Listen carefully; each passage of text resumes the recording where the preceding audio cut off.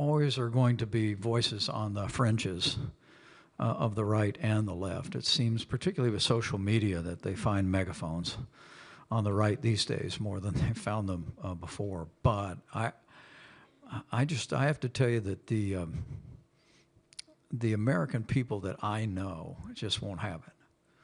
It just won't have it. It was one of the reasons why on that day, I remember as I was witnessing with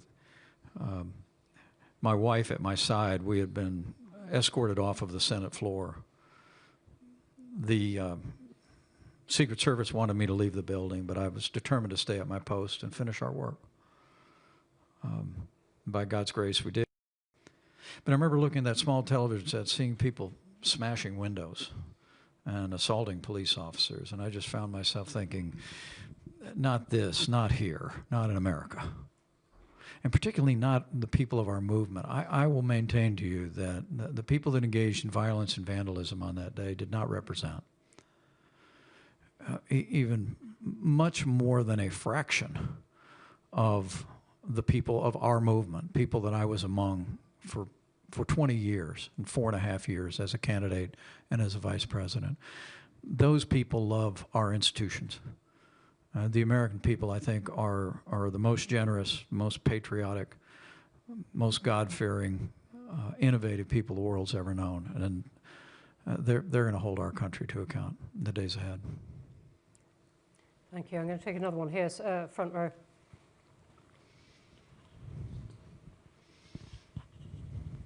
Jonathan Rugman from Channel 4.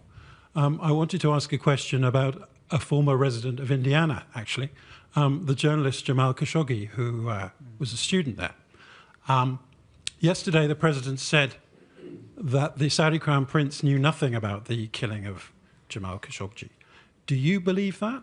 And did you see evidence to the contrary when you were in the White House, given that the subsequent intelligence assessment, which was published, said otherwise?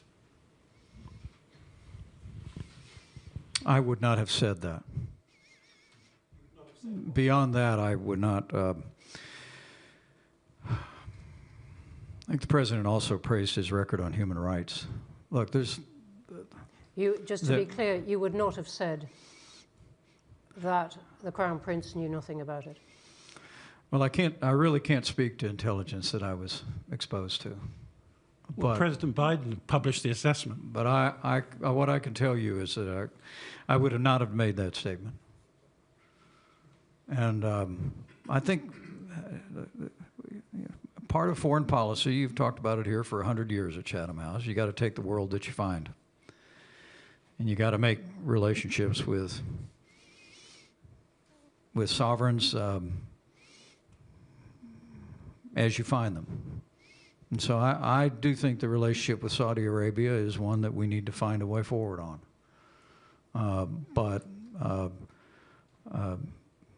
I think it's very important that we never cast aside. We never cast aside our deep commitment to freedom, to the freedom of the press, to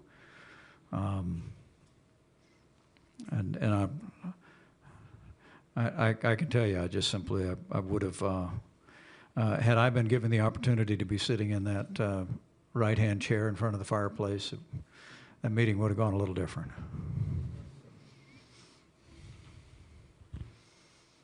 Right at the back near the door.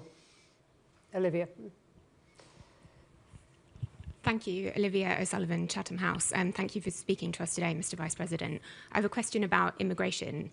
In your remarks, you said when the UK makes certain choices, including around open borders policies, it raises questions among some in the US about the relationship and the alliance. In the past year, this UK government has significantly tightened immigration rules on skilled workers, on family reunification, for students, and most recently on refugee status. So when you say open border policies, can you say specifically what you mean? And in your view, what immigration policies should countries pursue in order to be assured the US will remain their ally? Thank you. Well, I speak more about perceptions in our country about the UK. I don't believe in foreign interference in elections. or policy.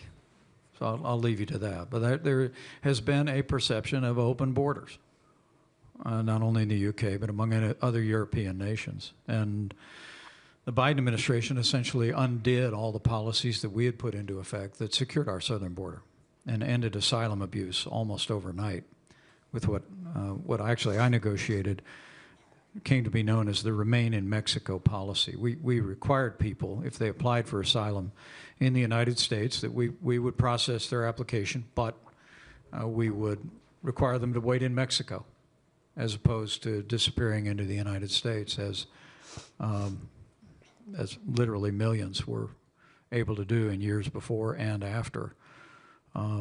The new administration has put all those policies back into effect, and essentially illegal immigration and asylum abuse has virtually disappeared. A nation without borders is not a nation. And I think it's absolutely essential that, that our nations not only secure our borders, but I will also say to you, I think our immigration system in America is broken. And I can't speak to it here in the UK, but it looks like you might have the same problem.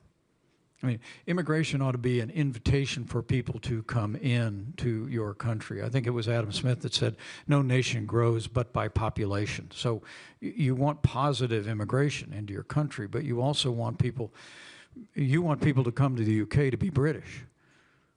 We want people to come to the United States to be Americans. My grandfather got on a boat in Ireland in 1923, sailed across the Atlantic, stepped onto Ellis Island, never lost that Irish brogue. Michael Richard Pence was named after Richard Michael Cawley. Proudest man I ever knew, and he was a proud American. He never forgot his home across the pond, but in what he used to call the old country. And I've been to that house he grew up in. But he came to be an American, to embrace American ideals. I don't think we have, in our country, I'll just say, I don't think we have an orderly system of immigration that really ought to open the doors based on merit into the country in ways that will benefit people who aspire to live the American dream, but also meet the needs of our country. And to the extent that the UK faces the same challenges, but to me, the first order of business is secure the border, stop the flow of illegal immigration and illicit drugs coming into our country, claiming hundreds of thousands of American lives. The second step is the one we're waiting to do, and that is to reform a broken immigration system, and I hope we will. Thank you for that. There are so many hands up, and I am so sorry that we are going to have to stop right there. There are terrific questions online as well, everything from rare earths to fossil fuels. Someone has said in Trumpian capitals, welcome, dear VP, thank you for your service to the world, sir, as well. And we have lots more. The Taliban and Jeffrey Epstein, not normally entities you get in successive paragraphs of text, I have to say. There are so many questions, and we could do justice to only a few of them, but I wonder if you could join me in thanking Mike Pence.